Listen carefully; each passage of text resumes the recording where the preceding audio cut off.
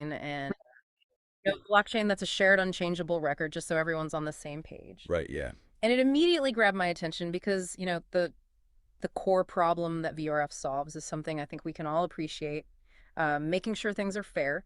When randomness is involved online, like how do we really know that those quote unquote random outcomes aren't being fiddled with? Yeah, absolutely. I mean, in a digital world where, chance plays a bigger and bigger role, like everything from in-game prizes to, even selecting participants for certain events, having a way to ensure that randomness is genuine and can be checked is so important. Right.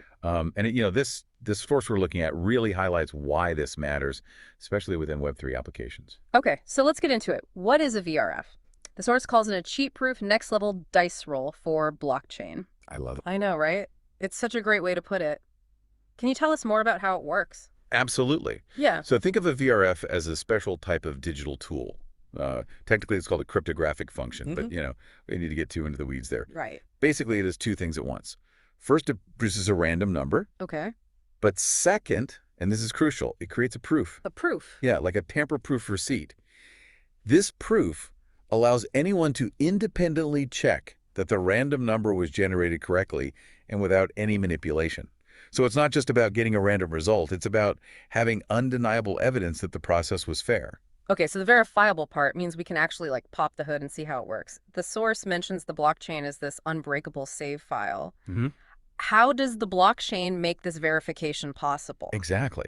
Because the entire VRF process, including the input, the generated random number, and that all-important proof is recorded on the blockchain. Right. That shared unchangeable record we Yeah. mentioned. This means anyone can look at this record and using the cryptographic proof, confirm for themselves that the random outcome was legitimate.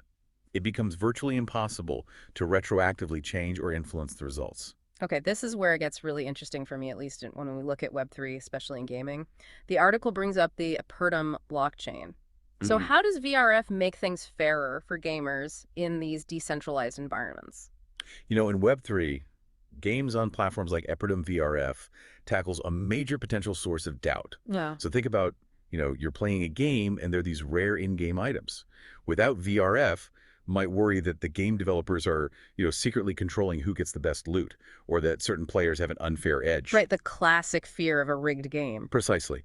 But with VRF, every random event, whether it's a rare item, drop a critical hit in a battle, or even the results of a player versus player tournament, is linked to this verifiable random process.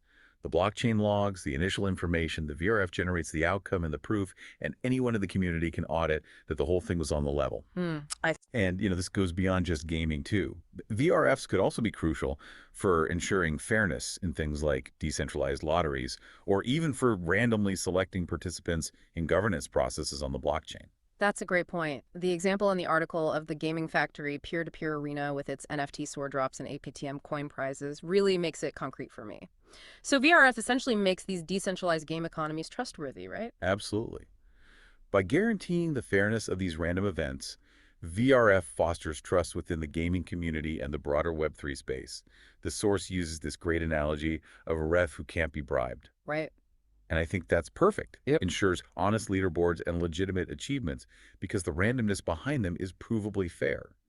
And this directly addresses any concerns about the integrity of these online systems. Okay, so the core takeaway here, it seems, is that VRF brings a vital layer of trust and transparency to random processes within Web3, making sure things are on the up and up for everyone involved. That's a spot-on summary. Yeah, it shifts us away from systems where we just had to take someone's word for it and towards a more open and auditable system. Yeah, I mean, this has been incredibly clear, and it really highlights why this technology is so vital for the future of decentralized applications. Now, for those of you listening, consider this. If we can reliably ensure verifiable randomness in digital gaming and economies, what other areas where trust in random outcomes is essential could benefit from this kind of unbribable ref? Think broadly here, folks. Where else could this make a significant difference? Yeah, that's a great question to ponder. Let us know your thoughts. Yeah, for sure.